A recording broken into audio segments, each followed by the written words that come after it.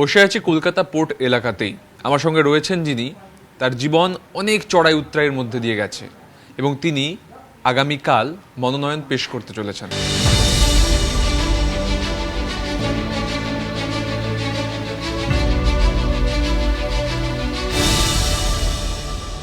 আমার সঙ্গে রয়েছেন কলকাতা পোর্টের বিজেপি প্রার্থী রাকেশ সিং। पहले तो आपको शुभकामना। থ্যাংক ইউ, ধন্যবাদ। জি, কালকেই আপনি জামিন পেয়ে বেরোলেন, আজকেই আপনাকে কাজ করতে হবে, কালকে আপনাকে নমিনেশন জমা করতে হবে। সময়টা খুব অল্প নয়, বহুত কম টাইম নেই। হ্যাঁ, খুবই কম টাইম আছে। আর আমার এটাই চ্যালেঞ্জ আছে কি কলকাতা পোর্ট থেকে কোনোভাবে এই ভয় অত্যাচার এর বিরুদ্ধে লড়ে আমাদের মানুষের মনটা জিততে হবে। মানুষের মনে এই মনটাকে আজাদ করতে হবে। কারো চাকরি ভয় আছে, কারো ব্যবসায়ীর ভয় আছে, কারো হকারের এদিকে যদি তুমি নাক টিএমসি করো তো ডালা থাকবে না, কারো রোজি রোজগার থাকবে না, কারো জান থাকবে না। এই রকম ভয় থেকে মুক্তি দিতে হবে আমাকে কোনোভাবে। রাকেশদা, যেটা বারবার করে অভিযোগ উঠে এসছে যে পুলিশ আপনাকে অনেকভাবে আটকে রেখেছে, অনেক আপনার উপর বেআইনিভাবে অ্যারেস্ট করেছে বলেও আপনি বলেছেন।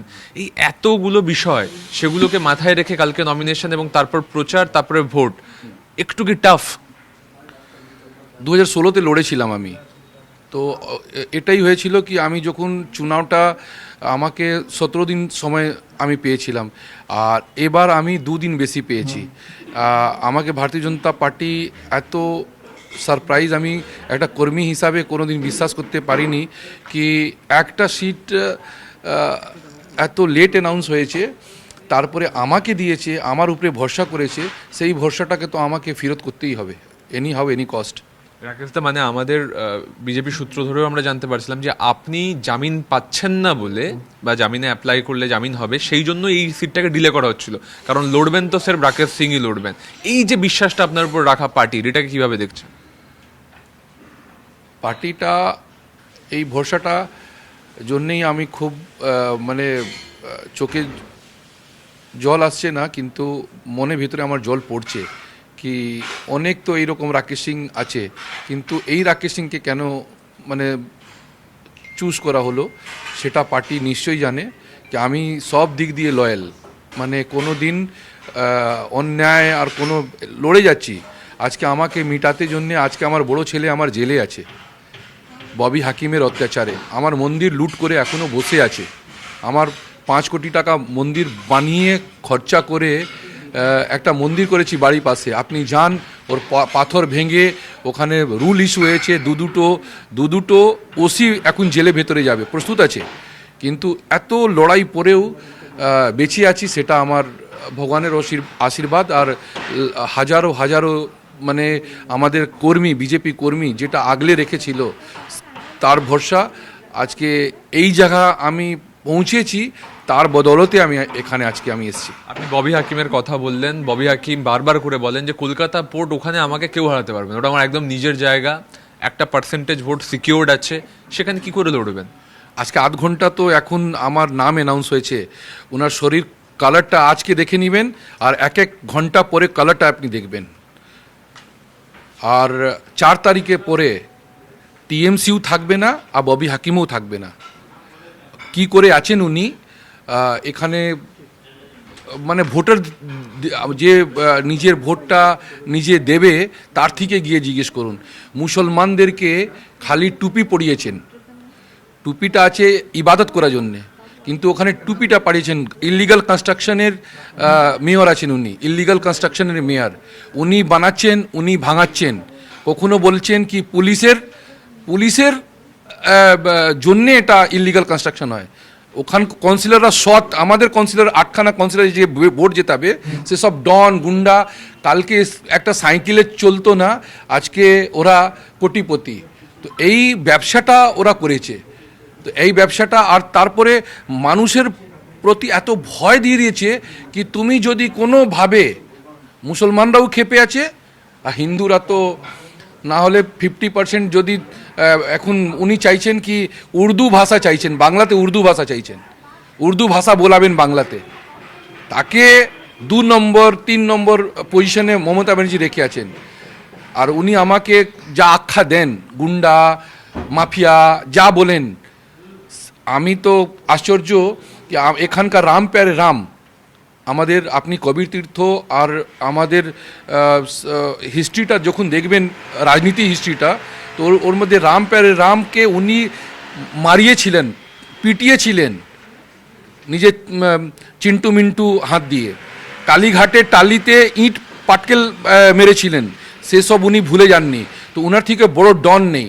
আমি জামানাতে বেরিয়েছি ঠিক, তো উনি এখনও একদিনে চোখ দিয়ে ওনার জল বেরিয়ে গেছিল, কিন্তু আমার মেয়েকে উনি জেল খাটিয়েছেন। ওনারও 3টে মেয়ে আছে, বদলা তো হবেই। আনেওয়ালা দিনে যদি অভিষেক ব্যানার্জিকে ইডি ডেকে ছেড়ে দিচ্ছে, কিন্তু আমাদেরকে বেকসুরে 6 মাস খাটিয়ে দিল। আজকে আমার ছেলে জেলে আছে, ওর 5 দিন পরে হবে। তো আজকে যে ছেলে ব্যবসা করে, যে ছেলে আমাদের রাজনীতির মধ্যে, আমার ছেলে মেয়েকে কোনো দিন এই অত্যাচারে পরে আমার ছেলে মেয়ে ফেসে আসলো কেন? আমার পিছনে কেউ ছিল না।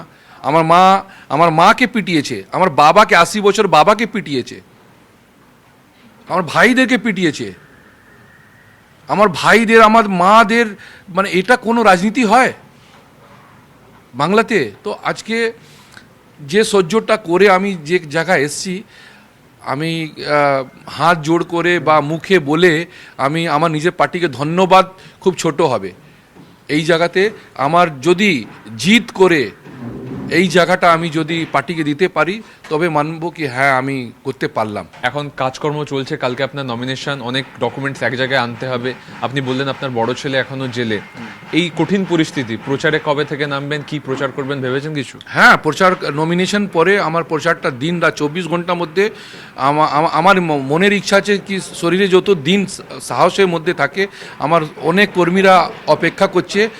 সে সিস্টেম আছে, ওই সিস্টেমের মধ্যে ওনাদের রুল রেগুলেশন আছে, সেটার মধ্যে যতটুকু পারবো আমরা মোদিজির সবকা সাথ সবকা বিকাশ সবকা প্রয়াস, এটা আমি ঘরে ঘরে যাব। আমরা হিন্দু মুসলমান করে যাব না, আমরা অবাঙালি বাঙালি করে যাব না, আমরা বাহিরাগত করে যাব না। আমরা বলবো কি ডাবল ইঞ্জিন সরকারকে নিয়ে আসুন, আমরা সোনার বাংলাটা তৈরি করে আমরা বাংলাকে দেবই দেব। আপনার বাড়ির পাশে শুভেন্দু অধিকারীর কার্যালয় হয়েছে এবং আমার বাড়ির পাশে না, আমার বাড়ির মধ্যে হয়েছে। আপনার বাড়ির আমরা ফুটপাত আমরা ফুটপাতে আই লাভ ববি হাকিম লিখিনি কোনোদিন। আমার ফুটপাতে 3বার আমার এই বাড়িটা ভাঙতে জন্যে 25,000 স্কোয়ার ফুট আমার দাদু জামানার আছে। ববি হাকিম কালকের পয়সাওয়ালা আছেন, আর আমরা বাই বন্ড পয়সাওয়ালা আছি, এটাই তফাৎ আছে। এত ভাঙার চেষ্টা করেছেন কিন্তু ভাঙিনি আমরা। এই কার্যালয়টাকে নিয়ে নির্বাচন কমিশনে কমপ্লেন করা ইত্যাদি ইত্যাদি অনেক কিছু তারা করেছেন। আমি বলছি যে কার্যালয়টা ওখানে, সেখানে শুভেন্দু অধিকারী ভবানীপুরে লড়ছেন মমতা ব্যানার্জিকে হারানোর জন্য। আপনার কি মনে হয় পারবেন? শুনুন, 25,000 ভোটে শুভেন্দু অধিকারী কম বলেছেন, 25,001 ভোটে জেতাবো। আর যখন ওনার রাগটা, মুখ্যমন্ত্রীর রাগটা কি, 8টা ওয়ার্ডের মধ্যে 5টা ওয়ার্ড আমরা হারিয়েছি, 8টা ওয়ার্ড মধ্যে 5টা ওয়ার্ড হারিয়েছি। এবার 8টা ওয়ার্ড মধ্যে 8টা ওয়ার্ডটাই হারাবো। কেন? মুসলমানদেরকে টুপি পরিয়েছেন উনি। এবার ভেতরে ভেতরে উনারই দলের মুসলমানগুলো কেন খেপে আছে? কেন বাবরি মসজিদটা বানানোর ওদের ইচ্ছা হলো? কেন হলো?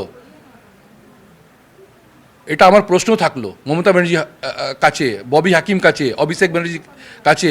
অভিষেক ব্যানার্জি ভাষাটা দেখছেন, হাড় ভেঙেছি, হাত ভেঙেছি, এবার কি ভাঙবো, এটা প্রচারে ভাষা? তো এটা সন্ত্রাস প্রচার। খুন্তি হাতা খুন্তি, মেয়েদেরকে লেলিয়ে দাও, বাচ্চা ছেলেদেরকে লেলিয়ে দাও। আরে তোমার নিজের বাড়ির ছেলে মেয়েকে পাঠাও না আগে, আমরা লড়তে জন্য রাজি আছি, আমরা লড়বো। তোমরা লিডার আছো, তোমরা নিজের ছেলে মেয়েকে আগে করো, আমাদের ছেলে মেয়ে আগে পরে থাকবে, আমরা আগে থাকবো। কিন্তু এটা কি, গরিবদের মহিলাদেরকে উনি আগে করছেন। মোথাবাড়িটা কি হয়েছে? যে মুসলমানরা ফেসেছে সেটা এনআইএ কেসে ভেতরে যাবে আর উনি ফুর্তি করবেন। আর তারপরে উনি বলছেন এটা ভুল হয়ে গেছে, এটা মফিজুল ভুল করেছে। মফিজুল সে তো কানাফুজি করছিলেন, উনি ভুলে গেছেন। আর তারপরে বলছেন উনাকে তো জানতামই না, চিনতামই না। যদি আমাদের পার্টি মানুষের প্রকাশে যদি না নিয়ে আসতো, এত বড় মিথ্যাশ্রী, উনার মিথ্যাশ্রী পুরস্কার পাওয়ার উনার অধিকার আছে। বঙ্গ রাজনীতির নিঃসন্দেহে অন্যতম চরিত্র রাকেশ সিং, তার কারণ কালকে তিনি জেল থেকে জামিনে মুক্ত হয়েছেন, আজকে তিনি বুক বাজিয়ে বলছেন লড়ে নিতে আমরা প্রস্তুত আছি। তার বাড়িতে চূড়ান্ত ব্যস্ততা এখন, কালকে মনোনয়ন, তারপরে প্রচার এবং কলকাতা পোর্টে লড়াই হবে, এ কথা বলছেন রাকেশ সিং। ক্যামেরা সুমিতের সঙ্গে সুমন, TV9 বাংলা, কলকাতা।